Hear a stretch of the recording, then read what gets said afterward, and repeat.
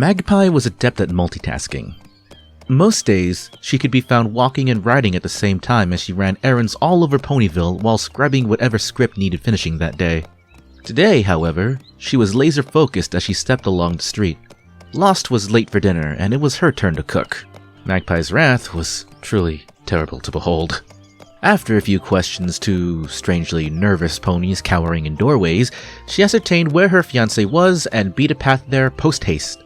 When she crested the small hillock that led to Scribbler's cottage, however, she came to a sharp halt. What the? An immense, dark castle stood where the cottage should have been. Outside it, a crowd of ponies had gathered to gawk. At the front of the crowd stood a familiar brown Pegasus, the other owner of the dwelling that used to be there. Looming black clouds shot lightning bolts at the tallest towers, and laughter that could only be described as evil echoed from inside. Magpie squinted. Those towers looked incredibly phallic. There were even veins inlaid in different colors in the brickwork. And was that a custom coat of arms above the doorway? She recognized the crossed riding crop and ball gag, but it took her a moment to realize that the etching beneath was not an especially curly-haired cat rubbing against the flagpole.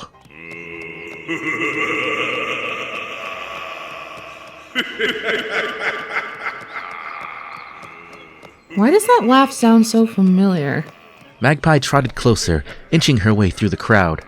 What's going on? My big sister said all them big reader folks got body swapped and went off to help. She never came back, and now this castle's gone and sprung up out of nowhere. Applebloom's eyes were full of tears. Not strictly out of nowhere, Reverb corrected.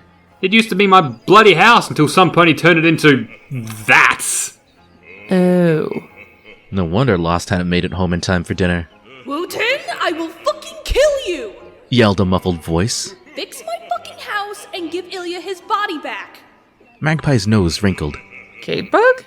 Nope, that'd be Scribbler, Said Reverb. and she's pissed. But there's a shield spell around the whole place, and no pony can get in. Princess Twilight tried, but it didn't work, and now she's gone off to Camelot to fetch Celestia and Luna for help. He sighed. We're so getting evicted for this. Wooten, I swear to fuck, I am late for dinner and Mag is gonna fucking kill me! Magpie gasped. Losty! She threw back her head. Losty, baby, I'm coming! She reared up, ready to do battle. Her horn glowed pink, and a Quill and Squirrel appeared beside her. Instead of galloping into the fray, she settled down on the grass, tapped the feather against her chin for a moment, and then started writing. What are you doing? Asked Reverb. As he looked on in amazement, Magpie intoned. Wuten's spells came crumbling down around him. His shield popped like a big pink balloon at one of Pinkie Pie's Yay for Knitting Needle parties. A deep pop heralded the shield's demise. Reverb blinked and shook his head. Writers. The drawbridge opened, and all the thick readers who had been cruelly body-swapped ran through their escape route, wherever else in the castle they had previously been.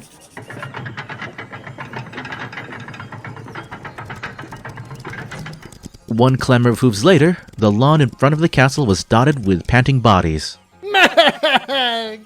Magpie looked up. It's me! She stared. Losty? You look... Yeah, I know I'm a dude, okay? I'm so glad you came to rescue me! How did you get rid of the shield? This is Goody, by the way.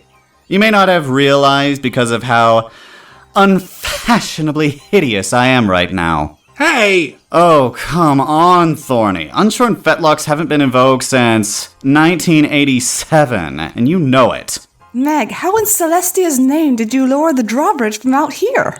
Magpie looked down at her scroll. Oh, I used my power as the author to write a plot hole. It's kind of what I do. They all blinked. Then, as one, looked at Scribbler. Or at least the pony Magpie assumed to be Scribbler, given the response. Look, it's been a really weird day, okay? I forgot I could do that. Magpie continued to scrawl and give voice to her scrawlings at the same time, because that's how she rolled, and totes my goats not because of audience exposition. Wooten roared his vengeance from his throne of schlongs. She paused. He has a throne of schlongs, right? And a footstool of ball sacks. Added Luna. And you don't even want to know what he uses for light fixtures. I thought the carpet was pretty nice. Said Narrator. Very soft and bouncy. He winced. Until I realized it was pubic hair. Wall-to-wall pubic hair. You couldn't make this shit up. Lost grumped. Can we please stop discussing the decor and get to defeating the pow-mad porn pony? Applebloom looked up. And up. And up. At the amorphous dark mass her sister had become. Applejack? Gosh darn it, Sugar Cube, you're way too young for this kind of story. Quick, some pony cover her eyes. Applejack surged forward, submerging the filly in her own body. Or, I guess that works too? Oh, sweet stalks of corn, I'm a living black censor box now. Magpie twinkled her quill at them. Wuten roared his vengeance from his throne of schlongs. But his roar was so deafening that a chandelier set directly above him, conveniently, trembled free of its fitting and crashed down upon him, trapping him in its spokes. It rolled on its side out of the castle door, along the drawbridge, and came to rest in front of his friends. Have you ever seen what happens to food that goes through Pinky? You will!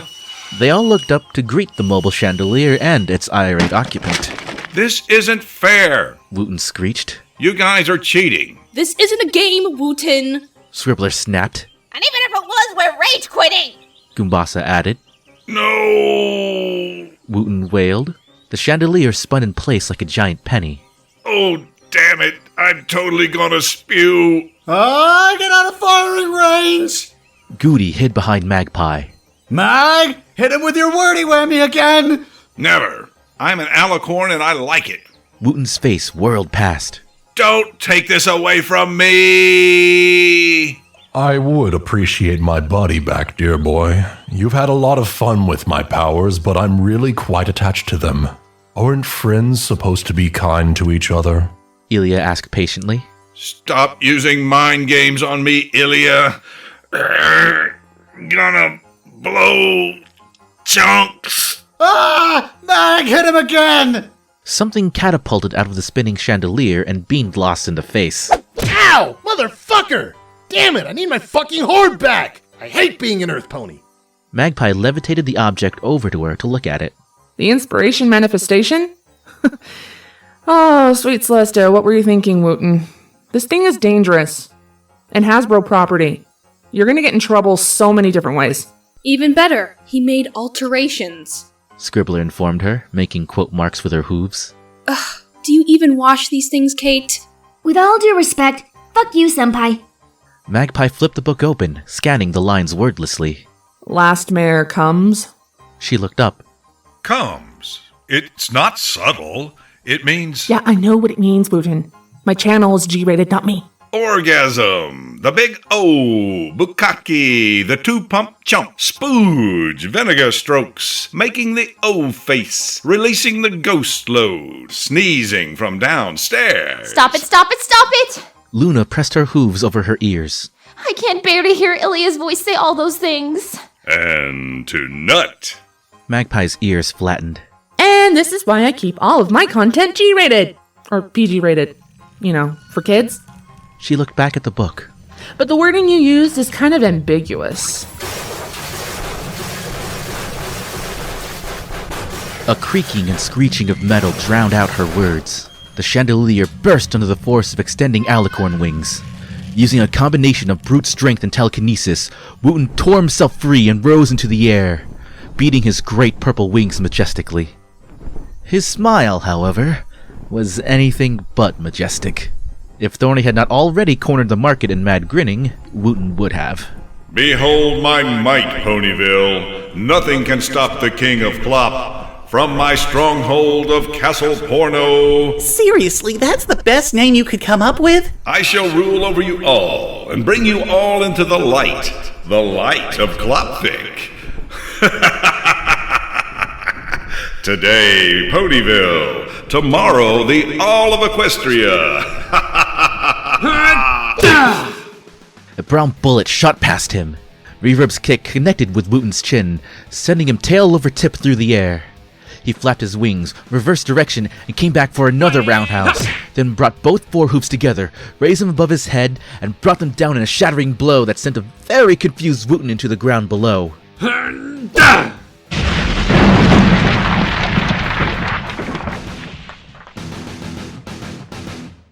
Every pony crept up to peer over the edge of the newly formed crater. Did any pony get the number of that truck? Wuten's head flopped back. Whoa. Remind me not to piss off Reverb. Sometimes complex magic is the best option. And sometimes you just need to kick the villain in the head. Reverb turned to the group. You might want to hold him down though before he tries that again. Dogpile! Caitbug squealed, jumping into the crater. Get off of me, all of you. Today is not gangbang day. Scribbler punched him in the chin. If you could all refrain from damaging my body too much, Illya pointed out, I will want it back. That's assuming we can even get our old bodies back, said Luna. Actually, Magpie snapped the inspiration manifestation shut. I do have an idea. She cleared her throat. Now I know friendship is magic for every pony.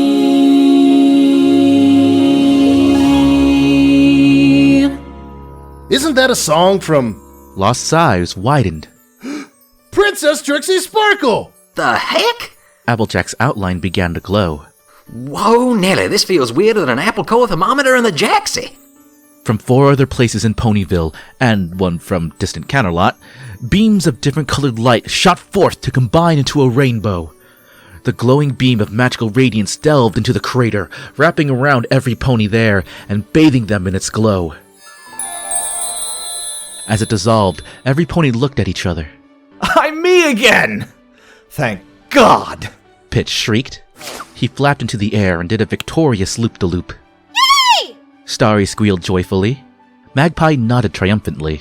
Who else do you expect to solve a body-swapping problem? It's kinda my thing. Main mare indeed. Cygnus agreed. Thank you, Miss Magpie. Goody hugged himself so hard he fell over. My fabulosity is mine again! Hello, me! I missed me so much! Lost clamped onto her fiancé. Fuck yes! Unicorn Master Race wins again! If you could all get off me now, please. Not that I don't enjoy being lain upon by so many attractive ponies, but you're making it rather difficult to breathe. Whoops! Sorry, Illya. Scribbler scrambled off him. Struck by a sudden thought, she looked around. Wait a second. Where's Wuten? Bemused, they all joined her in looking for the culprit behind the day's events. There he goes! Caitbug screeched, pointing. Oh, crap! Wuten made a break for it. Oh, no, you don't. Starry's magic wrapped around his hooves, dragging him backwards. You need to pay for what you did today. Seriously, dude? Going mad with power and trying to create a clop empire? Narrator shook his head. Not cool. It seemed like a good idea at the time. Wuten gave a watery smile. Oh, come on, admit it. You would have done the same thing in my position. Narrator's gaze flicked sideways. No, I wouldn't. So, what are we going to do with him? Goombasa asked. 3 heavy thumps behind them made them all turn around. Oh, I'm sure we can think of something, said Princess Twilight. Flanking her, Celestia and Luna both nodded grimly. Oh, crap.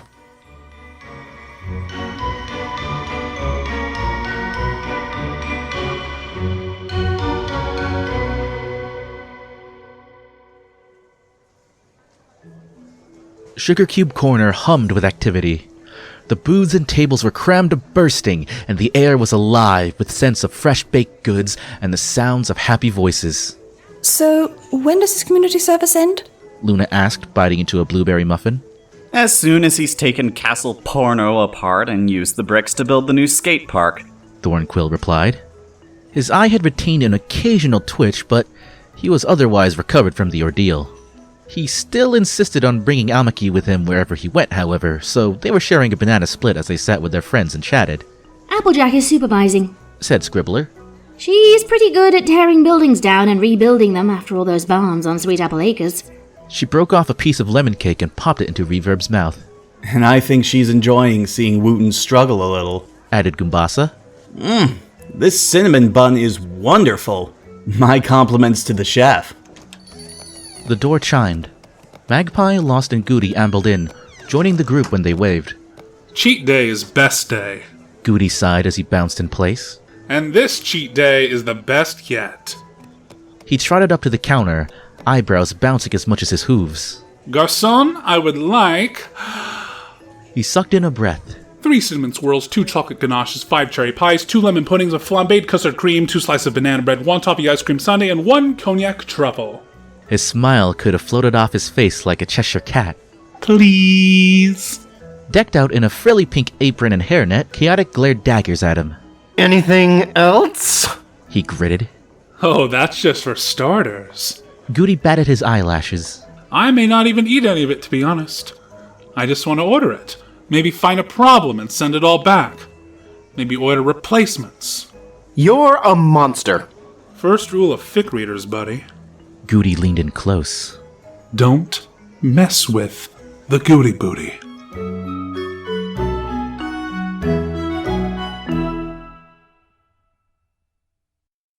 So, Scribbler, how are you going to top this next year? Oh, don't ask me that. These April 1st things are always a mad last-minute scramble, no matter how much we try to plan ahead. That's true, but not what I meant. Well, I meant, how are you going to top this fic when you spent 5 years saying you're never going to do anything remotely cloppy, and this fic was full of cussing, violence, and more sex stuff than you've ever done before? I mean, at this stage, you might as well just do the club fics. Ah!